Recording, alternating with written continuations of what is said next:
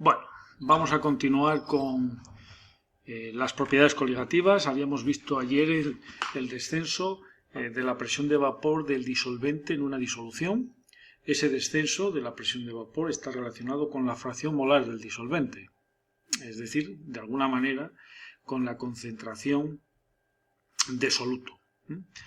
Bien, otra propiedad coligativa relacionada también con la concentración de soluto no volátil en una disolución, pues es el llamado aumento ebullioscópico. Resulta que el disolvente, un disolvente líquido, cuando está en estado puro, tiene un determinado punto de ebullición. Por ejemplo, lo podemos explicar para el caso del agua. El agua pura, a una atmósfera, sabemos que su punto de ebullición es a 100 grados centígrados. ¿De acuerdo? Bien, si ese agua pura nosotros ahora le añadimos un soluto no volátil, como puede ser un anticongelante, una sal o glucosa, un azúcar, pues resulta que la presencia de ese soluto hace que el punto de ebullición del agua en la disolución sea mayor de 100 grados centígrados, es decir, aumenta. Ese aumento en el punto de ebullición del disolvente líquido, es decir, del agua, ese aumento está directamente relacionado con la concentración del soluto. Cuanto mayor sea la concentración del soluto, mayor será el aumento del punto de ebullición. Hay una ecuación muy sencilla que permite calcular cuál es ese nuevo punto de ebullición según sea la concentración del soluto. La tenemos aquí arriba. Delta de temperatura de ebullición significa una diferencia de temperaturas de ebullición. El delta quiere decir temperatura de ebullición del disolvente en la disolución menos temperatura de ebullición del disolvente puro.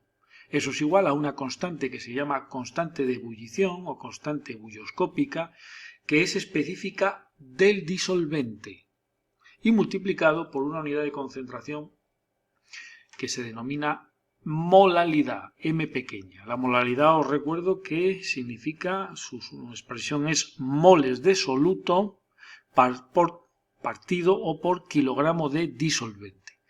¿Por qué se utiliza esta unidad de concentración, M pequeña, y no se utiliza molaridad? Bueno, pues porque en este experimento se está produciendo una variación de temperatura. Estamos jugando con la variación de temperatura, en este caso con el aumento del punto de ebullición. Nosotros sabemos que los volúmenes son muy sensibles a los cambios de temperatura. Si aumentamos la temperatura, los volúmenes se dilatan. Si disminuimos la temperatura, los volúmenes se contraen. Entonces, lo que no podemos utilizar es una unidad de concentración que incluya volúmenes. La molaridad es una de ellas. Molaridad, por definición, es moles de soluto partido litros de disolución. Entonces, durante este experimento, durante este proceso de variación de temperatura, se está modificando esos litros, el volumen de esa disolución, lo cual nunca tendríamos la certeza de cuál es la concentración molar para cada una de las temperaturas, ¿de acuerdo? Ya que, como digo, esos volúmenes son variables según el valor de la temperatura. Por lo tanto, en aquellos experimentos, en aquellas ecuaciones que implican o que estudian o que están estudiando variaciones, cambios de temperatura, la unidad de concentración que hay que utilizar, si es necesario utilizarla, tiene que ser una unidad de concentración que no incluya volúmenes, sino exclusivamente masas. Las masas sí que no van a depender de la temperatura, es decir, 1 kilo de cualquier sustancia es 1 kilo a una temperatura baja o a una temperatura alta, ¿de acuerdo? Mientras esa sustancia no se descomponga, ni se altere, ni se modifique, 1 kilo es 1 kilo a baja temperatura o a alta temperatura, ¿de acuerdo? No cambia. Por eso la molaridad relaciona masas. Masa de soluto expresado en moles partido kilogramo de disolvente. Otra unidad de concentración muy adecuada para este tipo de experimentos en los que varía la temperatura sería la fracción molar, que está relacionando moles de soluto partido moles totales de disolución. Se podría emplear también la fracción molar. Bueno, entonces, como veis, imaginaos que el punto de ebullición, por ejemplo, del agua pura es a 100 grados, y a una atmósfera, el punto de ebullición normal. Punto de ebullición normal significa que se ha medido ese punto de ebullición a una atmósfera. Si le añadimos un soluto, que son estos puntos rojos, pues resulta que el punto de ebullición aumenta. Bueno, ¿y por qué aumenta? Quizá para entender por qué aumenta o qué es un punto de ebullición, quizá convenga entender qué es un punto de ebullición. Pues vamos a poner la siguiente diapositiva. Vamos a ver. A una atmósfera de presión, si cogéis el diagrama de fases del agua, a una atmósfera de presión, esta es una atmósfera, y 80 grados centígrados, es decir, este punto rojo, la única fase estable es el agua líquida. ¿De acuerdo? Si, manteniendo constante la temperatura, manteniendo constante la presión.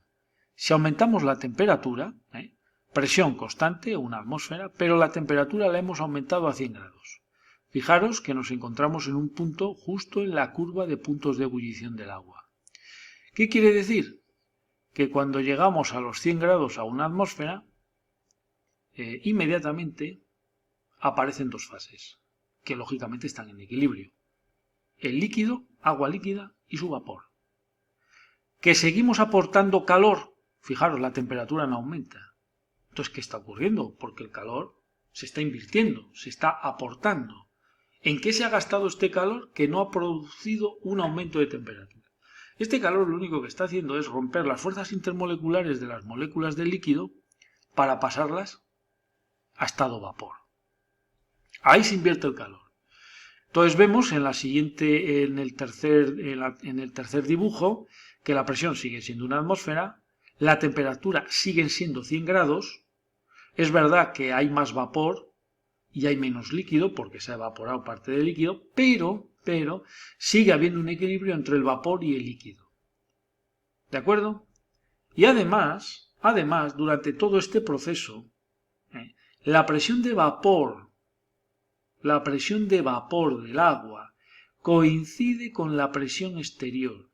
¿De acuerdo? Así que un punto de ebullición es una temperatura a la cual existe un equilibrio entre el vapor de una sustancia y su estado líquido.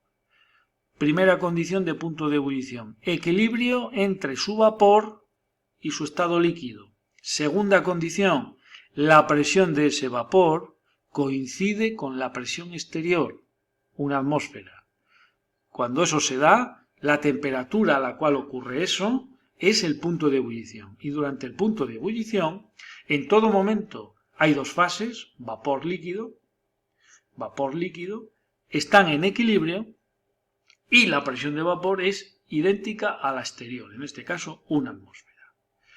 O sea que estos tres dibujos centrales representan un punto de ebullición. Si seguimos aportando calor, llegará un momento que desaparece el líquido. En ese momento, fijaros, a la misma presión, una atmósfera, si aumentamos la temperatura, ¿cuál es la única fase estable? Vapor de agua. ¿De acuerdo? Sin embargo, para que todo el líquido se haya convertido en vapor, pues si seguimos calentando, la temperatura ya aumenta. ¿Por qué aumenta la temperatura? Porque ahora el calor que se aporta ya no se está gastando en convertir un líquido en un gas, porque ya no hay líquido. Entonces ahora toda la energía que se aporta se invierte en aumentar el movimiento de las moléculas del gas. Es decir, que la temperatura aumenta, se aumenta el movimiento del gas. ¿Vale? Eso es un punto de ebullición. Aquí lo tenemos. Por ejemplo, a 99 grados centígrados la única fase estable es agua líquida, a una atmósfera. Calentamos. Entonces alcanzamos inmediatamente los 100 grados. En cuanto se alcanzan los 100 grados, se forman dos fases. ¿De acuerdo? Se forman dos fases, vapor y líquido, en equilibrio. Y además ocurre que a esa temperatura, a 100 grados centígrados, la presión del vapor es igual a la exterior. Y además, esto ocurre a 100 grados cuando la exterior es de una atmósfera. Si seguimos calentando, mientras haya agua líquida, no cambia la temperatura, ni cambia la presión de vapor. Si seguimos calentando, desaparecerá el líquido y entonces ya no tenemos un vapor, tenemos un gas. Si seguimos calentando, ese gas aumenta la temperatura, porque está aumentando el movimiento de las moléculas del gas. ¿De acuerdo?